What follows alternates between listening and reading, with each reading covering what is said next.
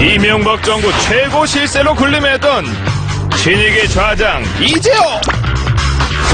대우나 전도사로 MB정부 탄생에 혁혁한 공을 세웠던 그가 대헌전도사가 되어 돌아왔다.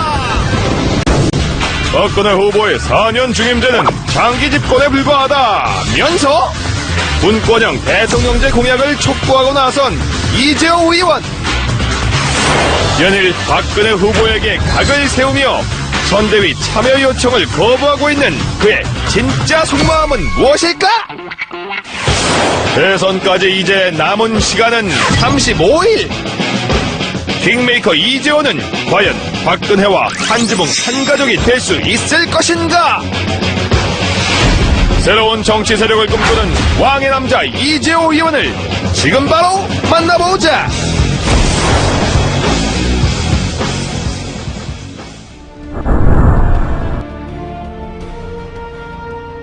지금 대선 전국의 그 큰 국가적 이슈, 이게 없지 않습니까? 네. 이제 이명박 정부가 끝나면 과거 이제 군사 독재에서 문민정부로 끝나는 한 시기가, 그러니까 김영삼 대통령, 김대중 대통령, 노무현 대통령, 이명박 대통령.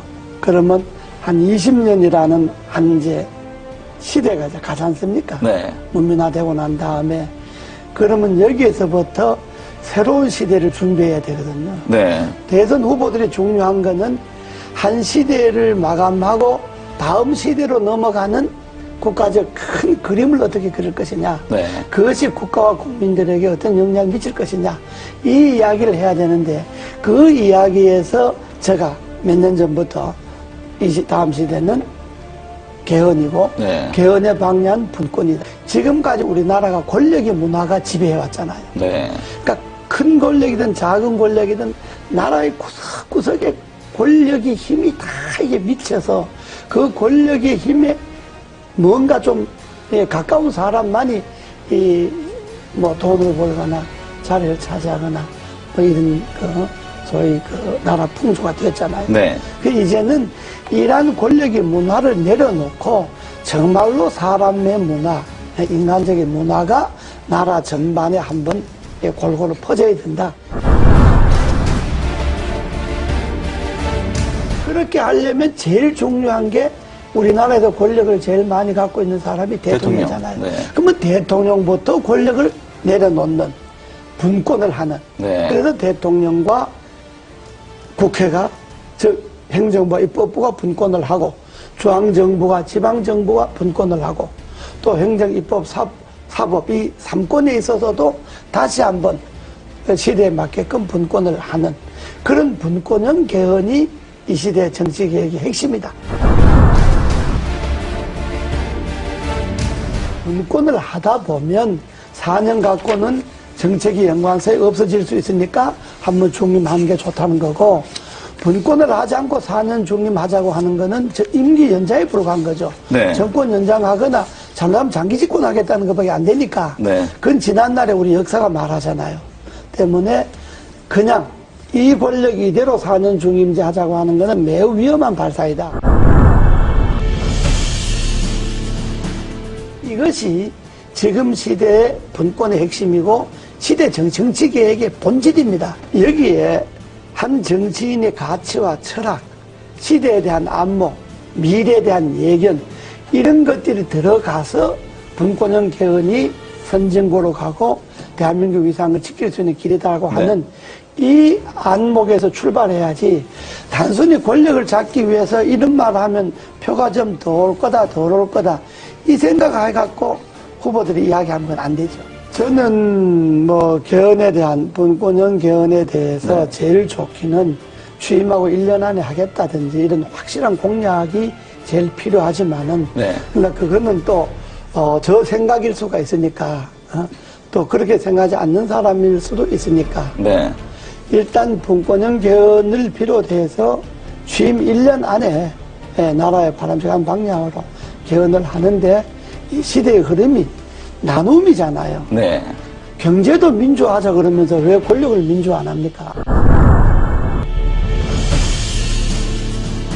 지금 의원들이 분권형 개헌 추진 국회의원 모임을 네. 하나 만들려고 여러 의원, 여야 의원들이 만들자고 제안이 많이 들어와서 네. 아마 곧 그게 옮겨질 거예요. 하나의 또 세력 개헌 행보의 종착점은 개헌이고요. 네. 분권형 개헌이 되게 하는 네. 게 종착점이고, 되면 뭐 저는 제가 주장하고 생각했던 것이 되면 그걸로 이제 정치인이 역할을 다 하는 거고, 네. 다만 정치인들에게만 맡겨서는 정치인들이 개인의 이해관계에 따라서 개헌을 생각하니까 국민들이 힘을 모아서 이 시대의 요구인 분권형 개헌을 하도록 하자. 네. 그래서 전국에 이제 한 4,000명 정도 모여서 창립대회를 했죠, 국민연합. 네. 그러고 이제 16개 시도 분권형 연합이 21일 날 이제 결성이 다 끝납니다. 지금 한 8개가 결성이 됐는데, 끝나면 각 시도, 시군 분권형 개헌 국민연합 대표들이 한 1박 2일 모여서 장시간 네. 토론을 할 겁니다. 대선에 분권형 개헌 문제를 어떻게 할 것이며, 또 대선 후보들 간의 이 주장을 어떻게 관철시킬 것이냐 하는 것들을 아마 전국 시도연합, 시군연합 대표들이 모여서 네. 한 1박 2일 정도 세미나를 합니다. 국민연합의 대표들이 따로 있고, 국민연합은 내가 주장하는 가치와 철학을 그게 이 시대 흐름에 맞다라고 생각하는 사람들이 네. 전국에 12만 명이 지난번에 분권형 개헌 청원을 했잖아요. 네. 지금 서명 받은 게 한 100만쯤 됩니다. 네, 벌써 그렇게 늘었습니까? 예, 이게 네. 이제 300만 서명을 받으려고 하는데, 분권형 국민연합 각 시군 대표 이 사람들은 정치를 안 한 신인들도 많이 있고요.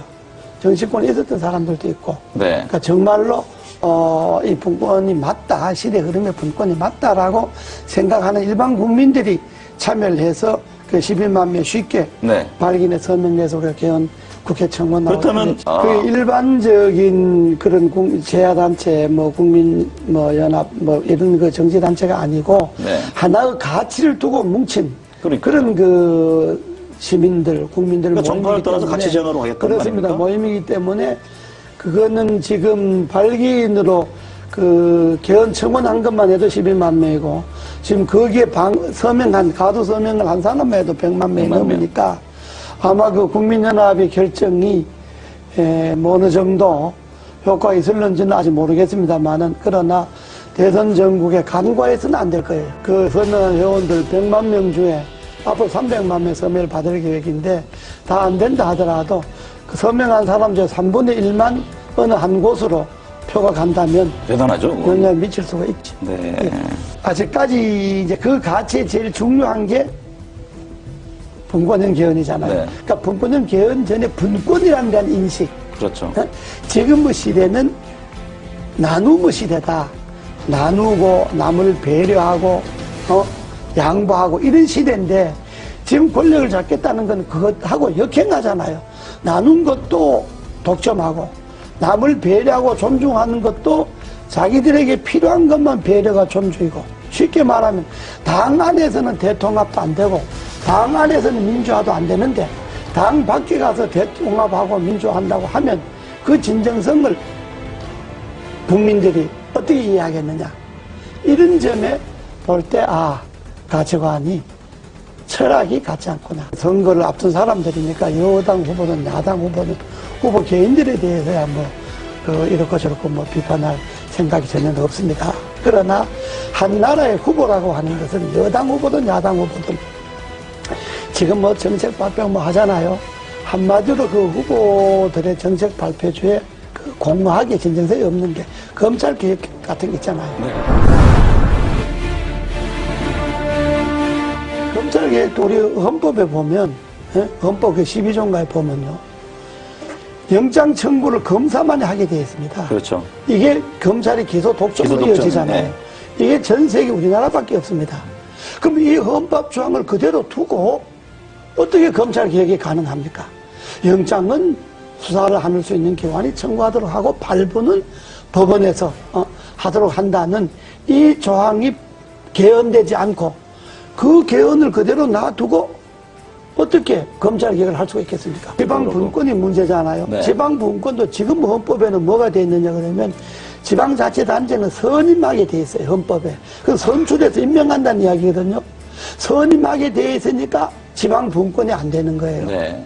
그러니까 헌법을 그대로 이 권력 중심의 제왕적 권력의 헌법을 그대로 두고 뭘 쇄신하겠다, 개혁하겠다 하니까 제가 볼 때는 그게 다, 이게 잘못된 거다. 그래서 제가 언제 표현을 좀 과했습니다만은 알면 없고 축제에만 늘어났다는 그렇죠. 이야기가 정치개혁의 핵심인 개헌에 손을 안 대고 권력 분점에 손을 안 대고 그 헌법을 그대로 두고 거기에 가지만 책임 총리제나 정부 통령제도 그렇습니다. 현재 헌법을 그대로 두고 대통령이 총리를 임명하고 해임할 수 있는 권한을 갖고 있는데 어떻게 총리인데 권한이 갈 수가 있겠습니까? 한계가 있는 거죠. 저는 이번에 그 검찰개혁에 있어서 핵심은 헌법에 소위 검사만이 영장을 기소 독점. 청구하겠다든지 네. 소위 기소 독점이 이거 없어져야 된다고 보는 것이 핵심이다. 예, 헌법 안에서 검찰의 그 독점 권한이 없어지지 않는 한은 그건 뭐 어떤 계획도 될 수가 없고 말씀을 지금 들어보니까 예. 경찰과 뭐 검사 수사를 두고 경찰 다투잖아요. 네. 저는 검찰이 자기 식구가 부패와 부정이 있어서 수사를 경찰이 먼저 하겠다 그러면 경찰이 하는 걸 보고 경찰이 수사를 잘 못했다든지 기소를 하려고 경찰에서 넘어온 것을 조사해 보니까 부족한 게 많다든지 이럴 때 검찰이 나서서 조사한다면 옳은데 경찰이 조사한다는 건데 그걸 마치 뺏어가서 검찰이 자기 식구 조사하겠다 그러면 국민들이 그다 자기 지금까지 관행으로 봐서 검찰이 검사 조사한다는 것에 대해서 진정성을 믿겠습니까? 그러니까 그거는 경찰이 조사하는 건 경찰이 조사하도록 놔두고 네. 경찰 조사 결과가 미흡하다. 그러면 검찰이 손을 대야죠.